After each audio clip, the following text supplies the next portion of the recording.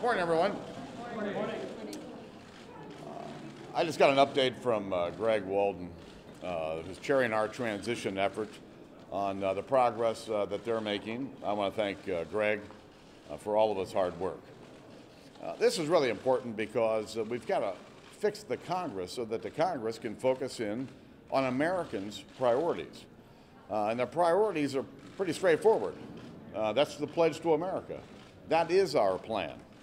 Because the American people want the uncertainty to go away so that we can begin to create jobs in America. And when you look at our plans to reduce spending, to get the economy going again, and to repeal the health care law that frankly gets in the way of job creation, you can see that we've got an awful lot of work to do. But I'm pleased that Greg is chairing the Transition Committee.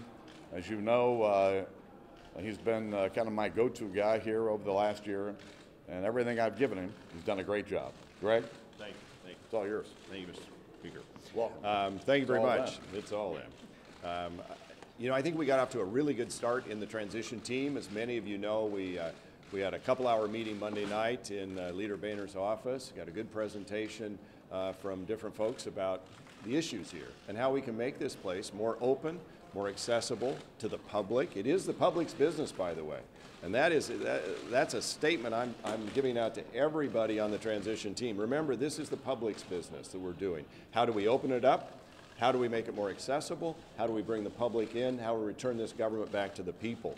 How do we reform this process? How do we get at the cost savings we all know can be achieved here? How do we improve the efficiencies? How do we fix broken cameras? How do we do the things that you would reform if you were in charge? So let's start and build a house that works for the people, because this is the people's house.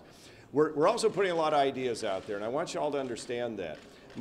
Having been a small business owner for over 20 years, when I face a problem, I ask all my people who I work with in the company, how do you fix it? Let's throw them all up there and debate them and talk about it. It doesn't mean every idea is the one you go with, but I want to create the atmosphere where we can have legitimate brainstorming, where we can really look at these issues and resolve them in a really positive way. And by the way, take advantage of modern technology.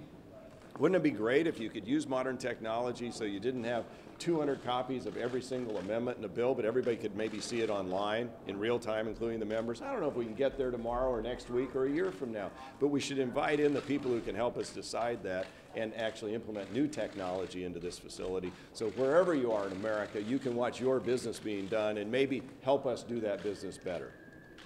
Mr. Leader, what's on your agenda next week with the President? What's on your agenda for your next week's meeting with the President? Have a nice conversation.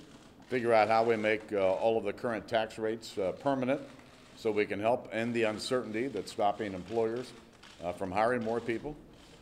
Talk about how we can reduce spending. I think it's important that we reduce spending to pre-bailout, pre-stimulus levels. Mr. Boehner, on the issue two reports that federal employees, the number of federal employees making more than $150,000 a year is doubled, and what do you plan to do about it, if anything? I believe strongly, and if you look at the Pledge to America, we say that there ought to be a freeze on the hiring of new federal employees, and frankly, we ought to freeze the pay. It's gotten to a point where the average federal worker makes twice as much as the average private sector worker. Mr. Boehner, we know, of course, your preference is to make all the tax cuts permanent, but going into the meeting with the President, are you willing to compromise to get something done, particularly compromise on making those for the highest tax brackets, extending that only temporarily? I've only said this about 500 times, and I'm going to say it one more time. I think extending all of the current tax rates and making them permanent will reduce the uncertainty in America and help small businesses begin to create jobs again. You can't invest when you don't know what the rules are, when you don't know what the tax rates are going to be next year. And that's why making these permanent would be the most important thing we could do to help create jobs in the country. No Leader, compromise. have you spoken to the Sergeant at Arms to work out your security arrangements in terms of travel? I know that this was an issue when we had the last transfer of power. Is that something that you've had that discussion, how you're going to get back and forth in your district and around the country? Well, I have talked to our security folks about the security that's involved in my new role. But over the last 20 years, I have flown back and forth to my district on the commercial aircraft, and I'm going to continue to do that. Leader Boehner, every new majority says they're going to do something, run the House differently. Can you tell us about your commitment and how we can judge that in a year's time? Well, I gave a speech in late September, early October, over at the American Enterprise Institute, where I laid out exactly how I intend to run the House. It needs to be more open, it needs to be more transparent, and it needs to be more accountable. And you will see from day one that I say what I mean, and I mean what I say.